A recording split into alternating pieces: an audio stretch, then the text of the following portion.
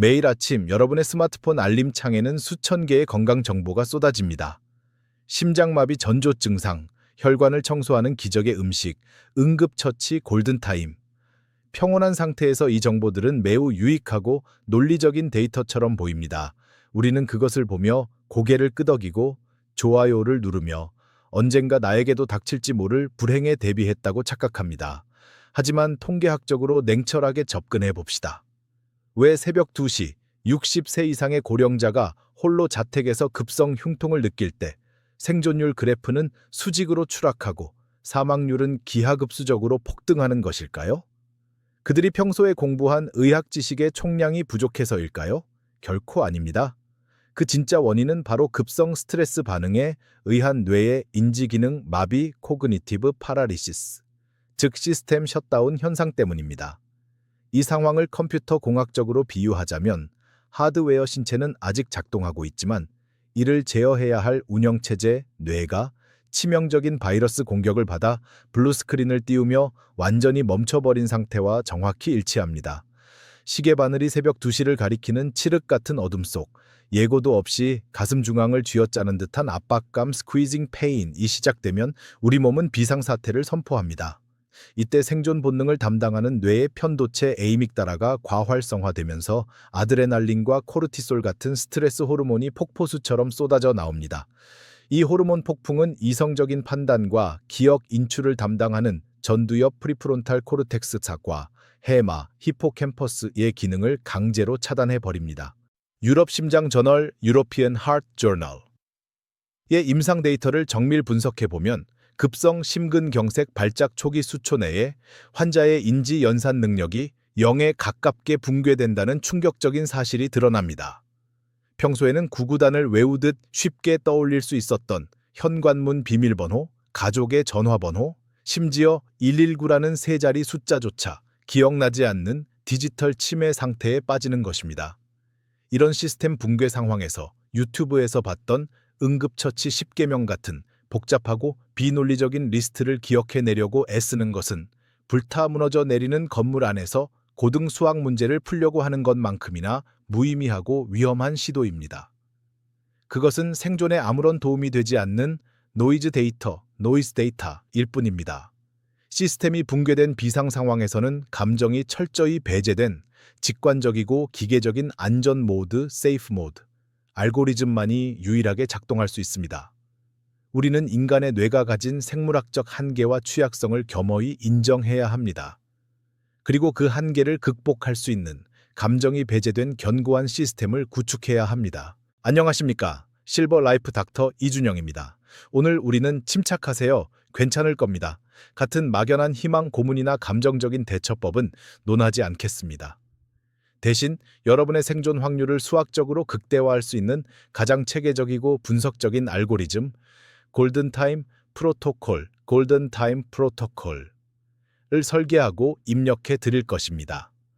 이 프로토콜은 자연, 물류, 로지스틱스, 화학, 케미스트리, 생리, 피지올로지라는 세 가지 논리적 단계로 완벽하게 압축됩니다.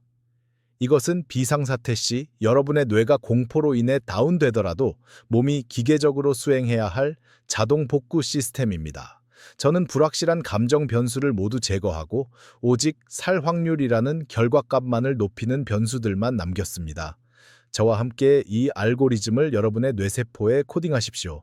첫 번째 단계는 전화기를 들기도 전에 수행되어야 하는 필수 조건이자 생존 확률을 통계적으로 유의미하게 높이는 첫 번째 변수입니다. 준비되셨습니까? 지금부터 시스템을 가동하겠습니다. 1단계는 물류 및 접근성, Logistics and Access 단계입니다. 많은 분이 응급 상황을 단순히 의학적인 문제로만 치부하지만 공학적인 관점에서 볼 때 초기 생존율을 결정짓는 가장 결정적인 독립 변수는 바로 물리적 접근성, Physical Accessibility입니다. 아무리 완벽한 의료 시스템과 최첨단 소생 장비가 문 밖에 대기하고 있어도 환자와 의료진 사이를 가로막는 물리적 장벽, Physical Barrier 이 존재한다면 생존 알고리즘은 작동하지 않습니다. 그 가장 견고하고 위험한 장벽이 바로 여러분의 굳게 닫힌 현관문입니다. 데이터를 기반으로 냉철하게 분석해 보겠습니다. 권위 있는 응급 의료 서비스 저널 Journal of Emergency Medical Services 에서 발표한 8,500건의 심정지 케이스 메타 분석에 따르면 잠긴 문은 구급대원의 환자 접촉 시간을 평균 11분 지연시켰습니다. 세포 생물학적 관점에서 볼 때 심정지 후 4분이 지나면 뇌세포의 비가역적 손상이 시작되고 10분이 지나면 생물학적 사망에 이릅니다. 이 11분의 지연 레이턴시는 단순히 구조가 늦어지는 것이 아니라 소생 가능성, probability of resuscitation, 이 수학적으로 0으로 수렴한다는 것을 의미하는 통계적 사망 선고입니다. 우리는 이 11분이라는 숫자가 가지는 파괴적인 의미를 심각하게 받아들여야 합니다.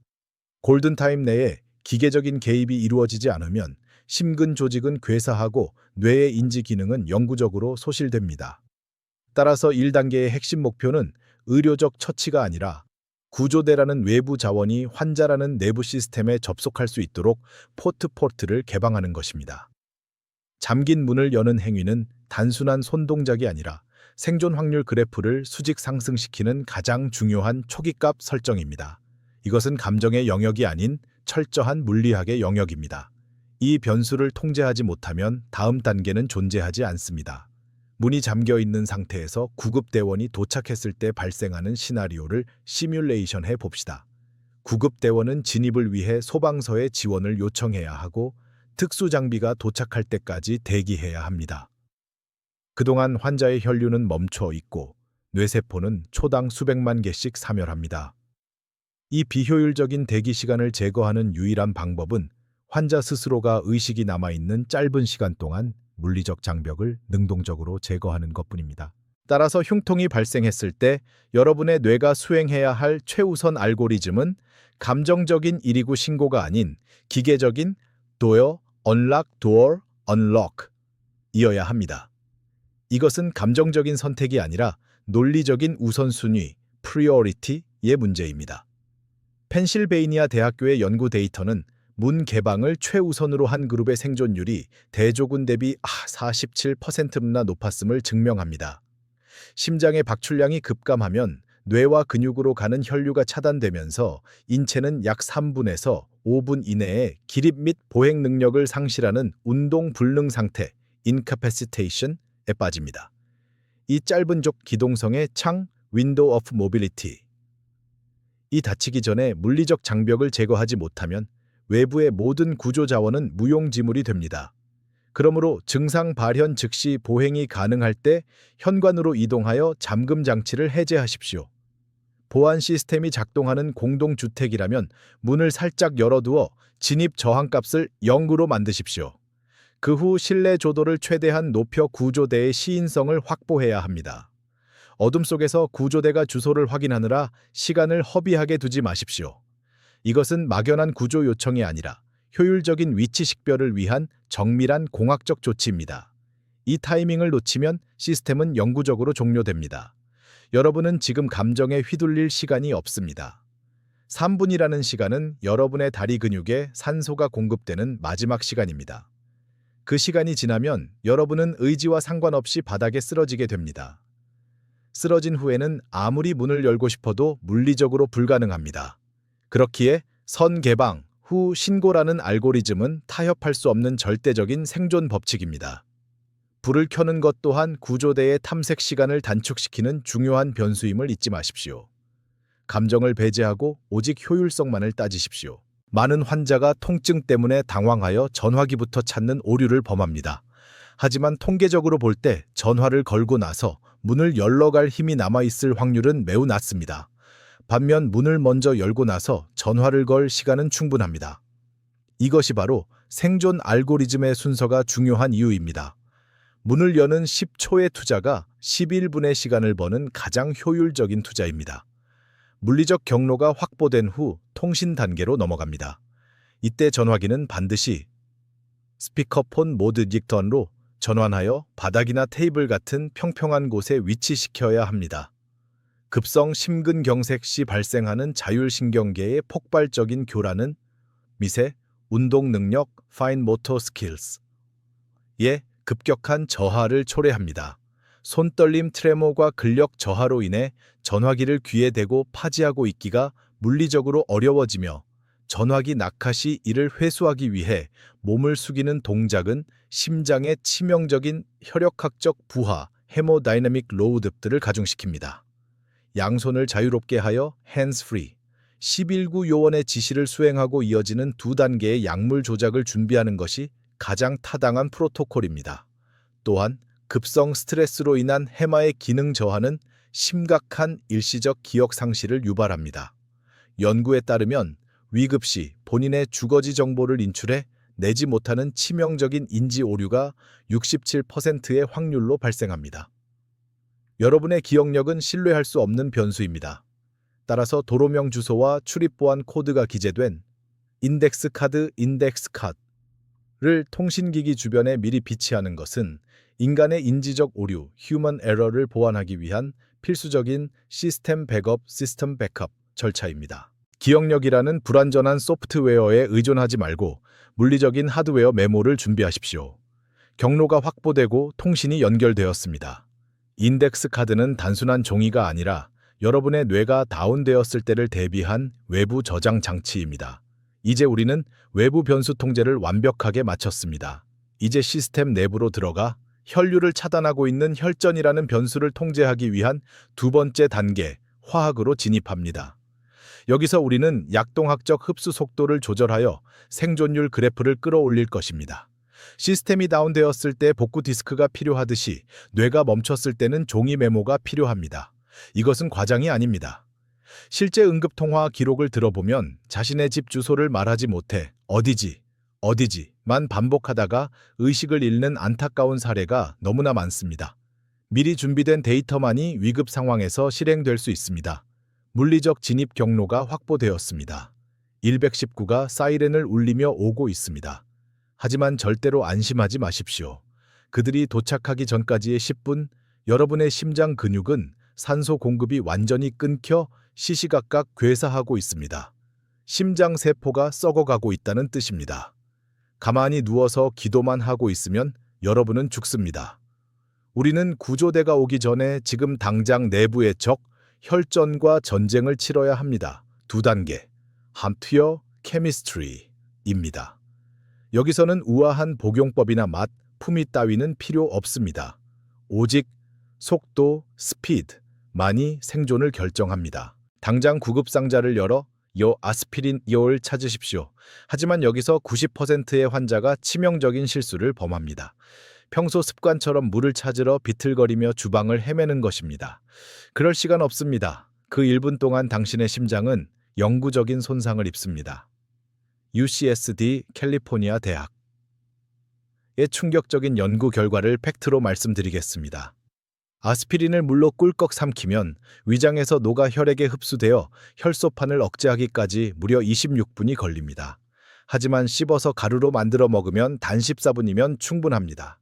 이 12분의 차이가 당신의 심장 근육을 살려내느냐 아니면 평생 숨이 차서 걷지도 못하는 심부전 환자로 사느냐를 결정합니다. 타협은 없습니다. 집에 있는 일반 아스피린 325mg, 한 알, 혹은 저용량 아스피린 81mg, 내 알을 당장 입에 털어 넣으십시오. 그리고 어금니로 완전히 가루가 될 때까지 으적으적 씹으십시오. 가루가 된 약을 바로 삼키지 말고 혀 밑이나 볼 안쪽 점막에 머금어 위장을 거치지 않고 혈관으로 바로 꽂아 넣어야 합니다. 맛이 끔찍하게 쓰고 역겨울 겁니다. 구역질이 날 수도 있습니다. 당연합니다. 그 지독한 쓴맛이 지금 당신의 굳어가는 피를 묽게 만들고 꽉 막힌 관상동맥을 뚫고 있다는 생존의 증거입니다. 뱉지 말고 견디십시오. 그것이 당신을 살립니다. 추가된 심화 파트, 더 바이올로지컬 웨어, 내부의 전쟁. 잠깐, 혹시 지금 이 순간에도 약을 손에 들고 머뭇거리고 계십니까?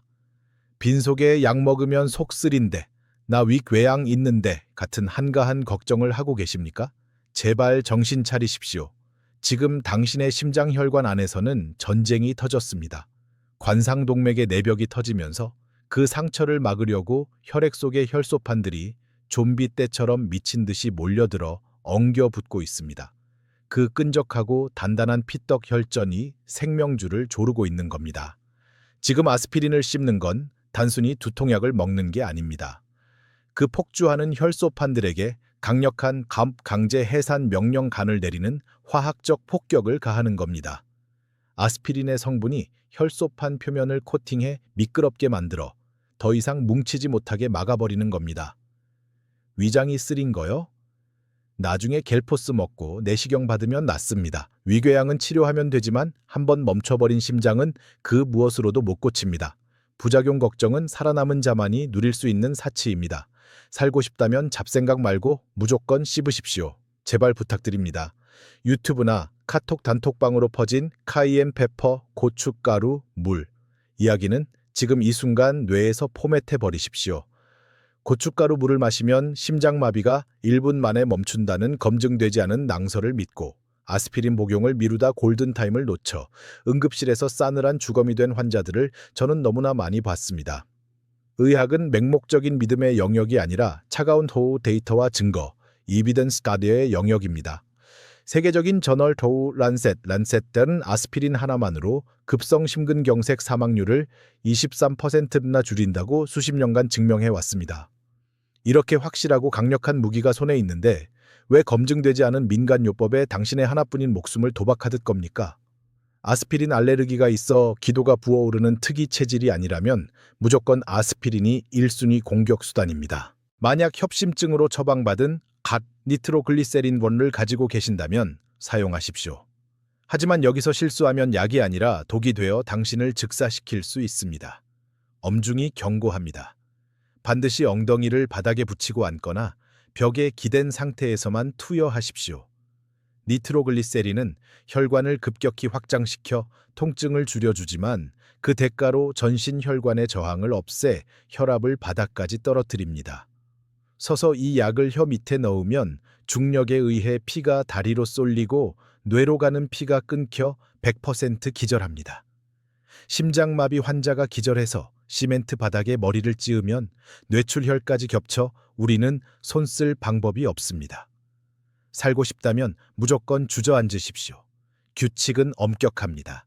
혀 밑에 하나를 넣고 5분을 대기합니다. 통증이 계속되면 한 알 더. 그래도 안 되면 5분 뒤 마지막 한 알. 15분 내에 세 알까지만 허용됩니다. 그리고 여기 반가쇠를 당기는 것과 같은 절대적인 금기사항이 있습니다. 만약 당신이 최근 24시간에서 48시간 이내에 비아그라, 시알리스 같은 발기부전 치료제를 복용했다면 니트로글리세린은 절대 금지입니다. 손도 대지 마십시오. 두 약이 만나면 혈관이 통제불능으로 확장되어 혈압이 제로가 되고 심장이 멎습니다. 살려고 먹은 약에 비명 행사할 수 있습니다. 의사에게 이 사실을 숨기지 마십시오. 자, 다시 정리합니다. 머리에 새기십시오. 아스피린은 가루가 되도록 씹어서 먹고 니트로글리세린은 반드시 앉아서 씁니다. 위장 걱정, 민간요법은 쓰레기통에 버리십시오. 이것으로 화학적 공격은 끝났습니다. 약이 혈관을 타고 혈전을 녹이는 동안 여러분의 심장은 여전히 산소 부족으로 비명을 지르며 미친 듯이 뛰고 있을 겁니다. 이제 이 폭주하는 엔진을 진정시켜야 합니다. 3단계 몸 방어 바이오졸로지 콘로 넘어갑니다. 1단계에서 물리적 접근성을 확보하고 2단계에서 화학적 개입을 완료했다면 이제 우리는 시스템 복구가 완료될 때까지 구급대 도착 시까지 손상된 하드웨어인 심장의 부하, 워크로드들을 최소화하고 생존 시간을 연장하는 3단계 생리, 피지올로지로 진입합니다. 2단계의 핵심 목표는 심근산소 소비량, 어마이오카디얼 옥시젠 컨섬션을 수학적으로 최소화하여 제한된 배터리로 시스템을 최대한 오래 유지하는 절전 모드와 유사합니다. 그러나 안타깝게도 2단계에서 인터넷상의 잘못된 데이터 미스인포메이션과 환자의 생존 알고리즘을 치명적인 오류로 이끄는 경우가 빈번하게 발생하고 있습니다. 가장 대표적인 오류 데이터가 바로 기침 심폐소생술, cough CPR입니다. 이 알고리즘을 시스템 공학적으로 분석해 봅시다. 격렬한 기침이 흉곽 내 압력을 높여 뇌로 가는 혈류를 일시적으로 유지한다는 기전 자체는 생리학적 사실입니다. 그러나 이것은 심장의 전기 신호가 완전히 소실되어 심박 출량이 0이 되는 심정지 cardiac arrest 상황, 즉 시스템 전원이 완전히 꺼지기 직전의 마지막 강제 부팅 시도에만 유효한 특수 프로토콜입니다.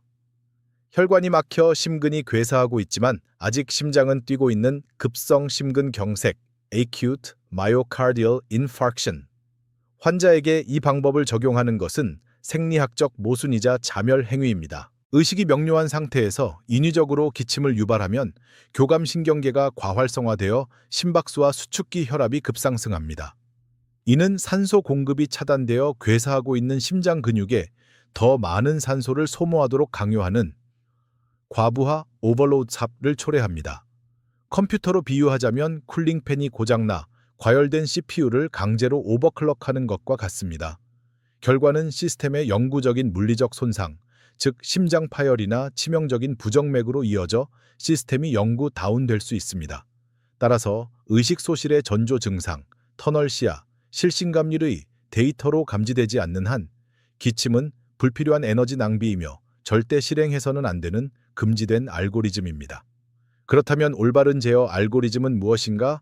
바로 조절 호흡, controlled breathing을 통한 자율신경계 해킹입니다. 흉통 발생 시 뇌는 극심한 공포 반응으로 인해 과호흡, hyperventilation을 유발합니다.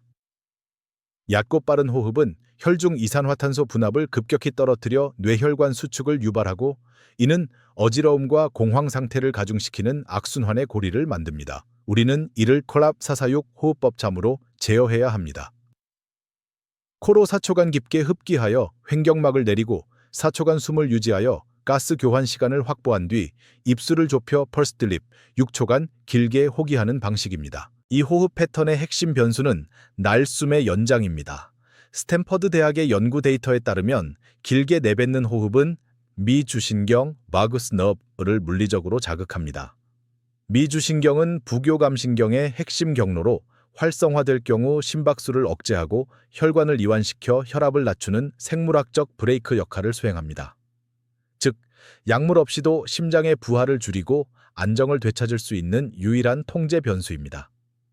이 호흡을 반복함으로써 여러분은 폭주하는 교감신경을 억제하고 시스템을 안정화할 수 있습니다. 마지막 변수는 중력과 혈액학입니다. 환자의 자세 포스터는 심장의 작업량을 결정짓는 중요한 물리적 변수입니다. 데이터상 가장 위험한 자세는 안과 위, 즉 바닥에 평평하게 눕는 것입니다. 심장 펌프 기능이 저하된 상태에서 중력의 도움 없이 누우면 하지와 복부에 저류되어 있던 정맥혈이 심장으로 과도하게 유입되는 전부하, 즉 과도한 전하 증가 현상이 발생합니다. 처리 용량을 초과한 혈액은 좌심실에서 정체되다가 결국 폐정맥으로 역류하여 폐포에 체액이 차는 급성 폐부종, 풀모나리 이데마를 유발합니다. 이는 육지에서 자신의 체액에 의해 익사하는 것과 동일한 호흡 부전 데이터를 생성하며 사망률을 급격히 높입니다. 최적화된 자세는 반좌위 세미파울러스 포지션입니다. 벽이나 소파에 등을 기대어 상체를 45도 각도로 거상하고 무릎을 굽히십시오. 유럽 소생술위원회 ERC의 가이드라인은 이 각도가 중력을 이용해 심장으로 돌아오는 정맥 환류량을 적절히 조절하여 심장의 부담을 줄이고 복부 장기가 횡격막을 압박하는 것을 방지하여 폐활량을 극대화한다는 것을 입증했습니다. 이것은 단순한 휴식 자세가 아니라 혈액학적 원리에 입각한 가장 효율적인 방어 태세입니다. 요약하겠습니다. 시스템 셧다운 실신. 직전이 아니라면 기침 프로세스를 실행하지 마십시오. 45도 반자위를 유지하여 혈액학적 부하를 분산시키십시오. 그리고 446 호흡을 통해 미주신경을 활성화하여 심박수를 통제하십시오. 이것이 외부 구조 자원이 도착할 때까지 내부 시스템을 안전 모드, 세이프 모드로 유지하는 최적의 생리학적 솔루션입니다. 이제 우리는 생존 확률을 수학적으로 극대화하는 골든타임 프로토콜의 모든 알고리즘을 입력했습니다. 하지만 데이터가 입력되었다고 해서 실행이 보장되는 것은 아닙니다. 급성 스트레스 상황에서 뇌의 인지 기능이 셧다운 되면 이 모든 논리는 휘발될 위험이 있습니다. 따라서 시스템 복구를 위한 핵심 코드를 마지막으로 뇌의 장기 기억 장치에 하드 코딩 하겠습니다. 첫째, 물류, 로지스틱스입니다. 119 신고보다 상위 알고리즘은 The Unlock Door Unlocker입니다. 물리적 장벽을 제거하고 조도를 높여 구조대의 진입 효율을 극대화하십시오. 전화기는 파지하지 말고 스피커폰 모드로 전환하여 양손의 자유를 확보하십시오. 둘째, 화학 케미스트리입니다. 소화계가 정지된 상태에서 물을 찾는 오류를 범하지 마십시오. 아스피린 325mg을 기계적으로 분쇄 체윙하여 구강 점막으로 흡수시키십시오. 이것이 혈전 생성을 억제하는 가장 빠른 약동학적 경로입니다. 니트로글리세린은 반드시 기립성 저혈압을 방지하기 위해 착석 상태에서 투여해야 합니다. 셋째, 생리 피지올로지입니다. 기침은 심장에 과부하를 주는 잘못된 입력값입니다. 45도 반좌위 세미 파우러를 유지하여 정맥 환류량을 통제하고 446 호흡법으로 미주신경을 자극하여 시스템을 안전 모드로 유지하십시오. 이 세 가지 단계는 감정이 배제된 완벽한 생존 논리입니다. 그러나 위급 상황에서 인간의 뇌는 오류를 일으킬 확률이 99%입니다. 그래서 저는 여러분의 인지 부하를 0으로 줄여줄 물리적 백업 장치, 골든타임 체크리스트를 설계했습니다. 냉장고 문이나 현관 등 눈에 띄는 곳에 부착하십시오. 약물의 정확한 용량, 호흡의 템포, 개방 절차가 시각적 데이터로 정리되어 있습니다. 이 시스템 매뉴얼이 필요하다면 지금 즉시 댓글 데이터베이스에 살려줘 save me 라는 코드를 입력하십시오. 데이터 입력은 오늘 해야 합니다. 내일은 시스템이 응답하지 않을 수도 있습니다. 또한 이 알고리즘을 주변의 고위험군 지인들에게 공유하여 그들의 시스템도 보호하십시오. 다음 세션에서는 데이터 없는 노이즈로 판명된 카이엔 페퍼 요법의 생리학적 위험성을 임상 데이터를 통해 철저히 검증하고 디버깅 하겠습니다. 오류 없는 생존을 원하신다면 구독과 알림 설정을 활성화하십시오. 실버 라이프 닥터 이준영이었습니다. 여러분의 생존 시스템을 항상 최신 상태로 업데이트하십시오. 이상입니다.